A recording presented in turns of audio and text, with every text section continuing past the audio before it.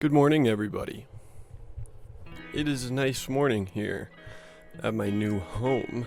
You'll notice the background looks slightly different. Solid bookshelf. Miss Lizzie is slightly in frame. That's her cage. Got a mobile home, bitch. That's the American dream. Got a backyard. It's awesome. So that's how I've been. I hope to find your reality well today. Oh, what's that? You're being worn down to the bone by the constant pressure of the world? Beautiful. Let us waste time talking about men who are long dead and artistic trends that have long been beaten to death by the cash cow farming machine of mass media.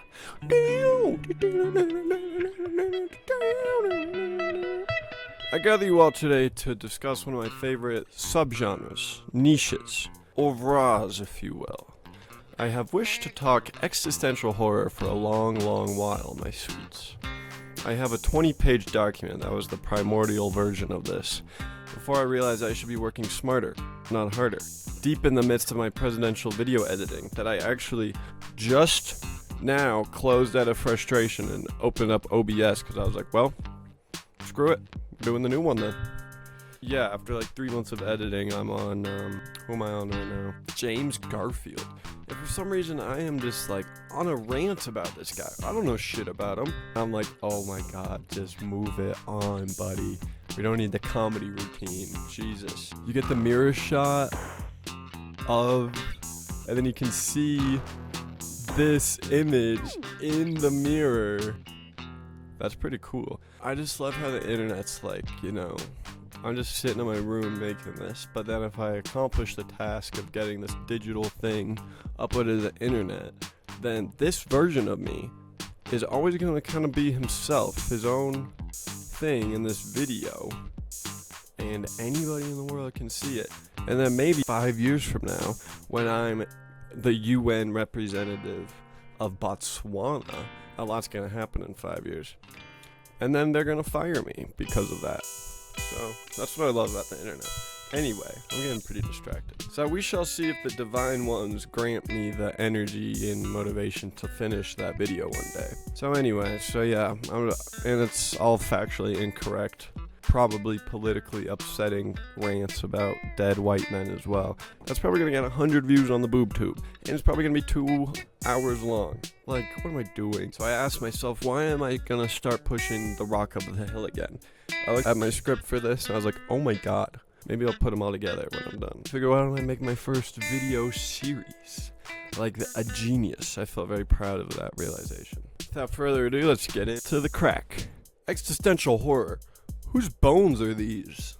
About 6 years ago, I was sitting cross-legged in the back seat of my dad's 2010 electric blue Toyota Tacoma, shooting through the Nevadan and Utah desert at 90 miles per hour. Occasionally glancing at the alien rocks outside my window, most of my attention was focused on my thick tome, which I actually have right here. Check my tome. H.P. Lovecraft, Great Tales of Horror. Aptly colored red and black. This is a collection of 20 H.P. Lovecraft tales. A great range of his longer ones and some of his more fun, shorter work. Never having read a Lovecraft tale before, I devoured this tome with wide eyes, unbelieving in the face of what this man has written. Reading multiple Lovecraft tales is kind of like opening a folding luggage box. I just thought of the word, damn it, something with a T. Tress? Something like that. But you open it, each compartment reveals itself to be even more multi-layered and teeming with little bugs that are new species that you're disgusted to see, but you're like, oh my god, this luggage is crazy, how does it hold so much, and does anybody know about this alien life inside of it? So there's something that has bothered me since I read that tome in May of 2019, is the way that many of those stories have stayed hidden. You know, since probably around 2010, I'm sure many of you can think of your own examples from childhood or your own bits of media that you like, but since about 2010, we we saw a very large, fresh injection of Lovecraftian lore and sort of vibe into American culture. I see this as two-pronged. The first wave was very video game, nerd culture-centric. This was the Cthulhu era. Indie games like Cthulhu Saves the World 2010, and the Hearthstone expansion, Call of the Old Gods, a little later in 2016. Those are just two examples from my childhood, but they show with a general trend and fascination with this character that kind of shows that holding power over a big, near pretty much a decade time span. I'd say it was very big influence on everything. This is probably the most shallow you can get with the actual Lovecraft literature. Most of the craze seeming to ride on the popularity of a squid-headed god who transcends dimensions and makes you go mad if you look at it. We see the theme go a bit further with a general cult aesthetic taking hold across media. Something that was definitely already under the surface. It's always been a very fun, it's kind of linked in with true crime. You know, cults in America have a long relationship. But with the unspoken elder god elements, it gave cults a real boost, real PR boost that they needed. The other prong from around that time is definitely, I see it as coming into fruition more probably midway through the whole trend itself. Probably around 2014 is when the big year in my mind where I'm like, yeah, media, I noticed pretty much so many movies were following this kind of guiding rail of this vibe. This was the penetration of Lovecraft into a more serious media sphere, the movie industry, as I was just saying. Throughout the decades, there's been multiple stabs at Lovecraft adaptations, but I think existential horror media is having its heyday from 2014 to probably about 2020. I think we've seen the death of it by now. These can be both direct adaptations, like Nicolas Cage in Color Out of Space from 2019, or very direct thematic homages like The Void from 2016. Some of these can be really quality, and generally they're pretty entertaining to watch, but a very large amount as well can seem very tired and meet with poor critical reception. That makes me think of like Lovecraft County, that TV show. You know, maybe it's got to do with Jonathan Majors, who knows? Maybe it doesn't. We'll get a bit more into some of those movies later. We'll take a more detailed look. But, we're setting a bit of the scene as to the place Lovecraft has held in our country and culture for about 20 years now. I think it'd be fair to say that most members of the general public, if you ask them what they know about Lovecraft, they know something about Cthulhu, they know he makes unthinkable horrors, tentacles, and I think that's pretty much a fair baseline to put it at. It was right around there. In terms of this media landscape and why I wanted to outline it is, I've spent years watching from the shadows, and only in 2019 did I get myself the background info. I remember sitting on my playroom floor in Arizona while my brother shows me Cthulhu Saves the World. And I'm like, whoa, cool, what is this guy? I just think he's a cool little cute guy.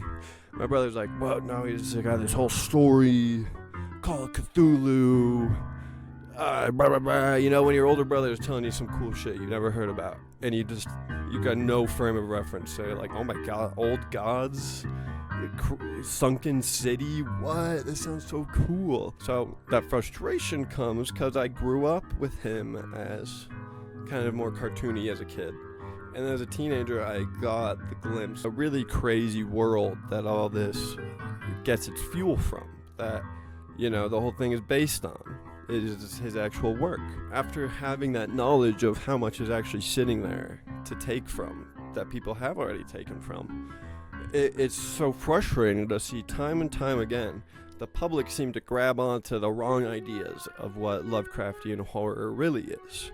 And as movie executives choose to use stories that have been adapted a million times before, or ones that fall into general space, dimension, squid being, radiation stuff.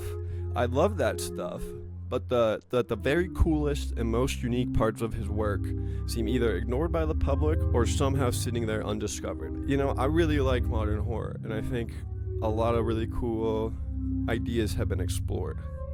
But it's crazy as well reading so many of these Lovecraft stories, and you're like, all of these subgenres of horror are almost untouched today. I would love direct adaptations, but you don't even need direct adaptations. You just need to take some of these themes that nobody seems to touch, and we'd have some really cool movies and games and stuff like that. So that's all stuff I've been thinking about. But the main inciting incident of why I was driven to write this was a book I read that was a collection of tales from another new favorite author of mine, Jorge Luis Borges.